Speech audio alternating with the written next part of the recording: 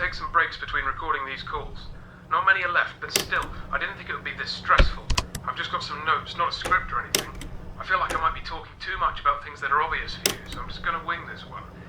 I think at this point you must be pretty confident with your job now, if you can even call it that. I think now might be a good time for you to know a little more about me. I have a feeling that you might be curious, am I wrong? Right then.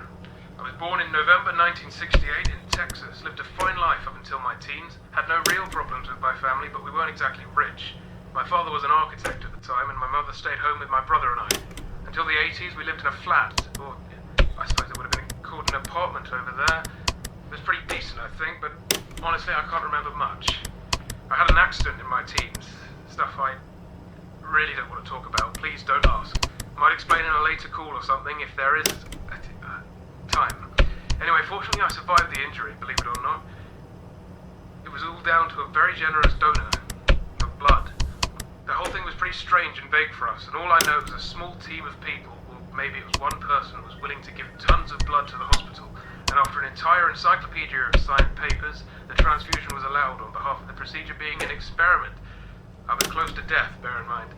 I lost most of my memory from before the incident, and the whole event caused a huge stir in the media. I was 18, and with the state I was in, paparazzi wasn't the best treatment. You know? So I sorted out something with my parents, and we moved here to England. So, hopefully on top of being a security guard, you can be a friend too. I wanted to get some of these stories off my chest for a while. I don't have many people to share them with. And my daughter's kind of busy most of the time. Just someone for me to talk to. And of course, listen to, so go ahead. What do you want to talk about? What else have I made?